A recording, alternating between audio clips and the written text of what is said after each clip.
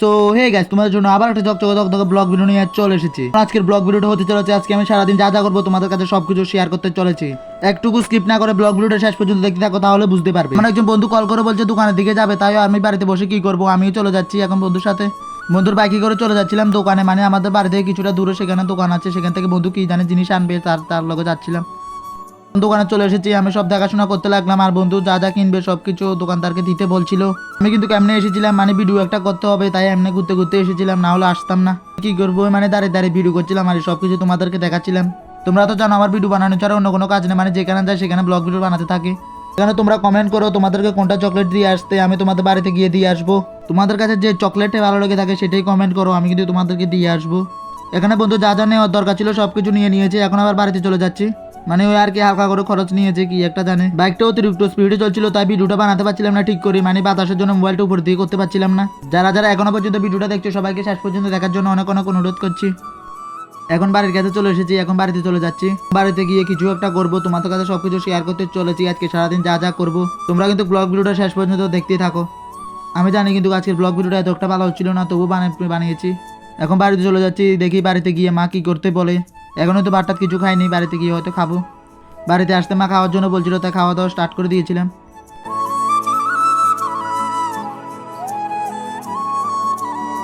তাই বেশি দেরি না করে খাওয়া দাওয়াটা কমপ্লিট করে নিয়েছিলাম, কারণ আমাদের সুইমিং পুলে যাবো আর স্নান করতে।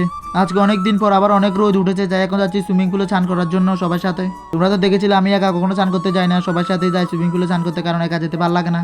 এভাবে কথা বলতে বলতে বন্ধুদের সাথে চারিদিকে দেখতে দেখতে চলে যাচ্ছিলাম সুইমিং পুলের কাছে। তোমরা তো জানোই আমাদের সুইমিং পুলটা আমাদের বাড়ি থেকে বেশিটা দূরে নয়, আমাদের বাড়ির কাছে। আজকে ব্লগ ভিডিও বানাচ্ছি আজকে রবিবার, কারণ আজকে স্কুল বন্ধ, সবাই স্কুলে যায়নি, এখন সবার সাথে যাচ্ছি সুইমিং পুলে স্নান করতে। স্কুল বন্ধ হলে বন্ধু বান্ধব সবাই একসাথে যায়, সেখানে গিয়ে স্নান টান করি। এখন বেশি কথা না বলে সুইমিং পুলের কাছে যাওয়া যাক। এখন সুইমিং পুলের কাছে চলে এসেছি, দেখতে পাচ্ছ আমাদের সুইমিং পুলের চারিদিকে দৃশ্যটা কি সুন্দর। কিন্তু এখানে ভিডিও বানাতে হলেও এখানে আসি ভিডিও বানা, কারণ এই জায়গাটা অনেকটাই সুন্দর।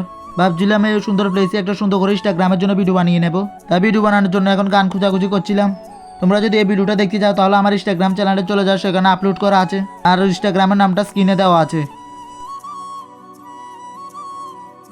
এভাবে অনেকক্ষণ পাগলামি করতে করতে আমার রিলস ভিডিওটা হয়ে গিয়েছে। এখন দেখছি আবার সবাই চান করতে নেমে যাচ্ছে, এখন আমিও নেমে যেতে হবে, কারণ আজকে অনেক দিন ধরে আমাদের এখানে বৃষ্টি হচ্ছিল, তাই সুইমিং পুলের জলটা অনেকটাই বেড়ে গিয়েছে। আমরা প্রায় 6-7 জন স্নান করতে এসেছি একসাথে। সো হে গাইস, এখন আমরা স্নান করা শেষ, আর এখন আমরা বাড়ি চলে যাচ্ছি। বাড়ি যাওয়ার পর আবার ব্লগ ভিডিও স্টার্ট করছি। সো হে গাইস, আমরা এখন স্নান করা শেষ বাড়ি চলে যাচ্ছি। তো তোমরা ভিডিও শেষ পর্যন্ত দেখতে থাকো, তাহলে বুঝতে পারবে। গাইস এখন আবার হাঁটতে হাঁটতে বাড়ি চলে যাচ্ছি, বাড়ি যাওয়ার পর আবার ব্লগ ভিডিওটা স্টার্ট করছি। এখন মতো ব্লগ ভিডিওটা অফ করে রাখছি। তো হয়ে গেছে, এখন চান টান করে বাড়িতে চলে এসেছি, আর আজকের ব্লগ ভিডিওটা আমার হয়তো এখানে শেষ করে দিতে হচ্ছে। তোমাদের জন্য আবার কিছুদিন পর আবার একটা ঝকঝকে ব্লগ ভিডিও নিয়ে আসছি।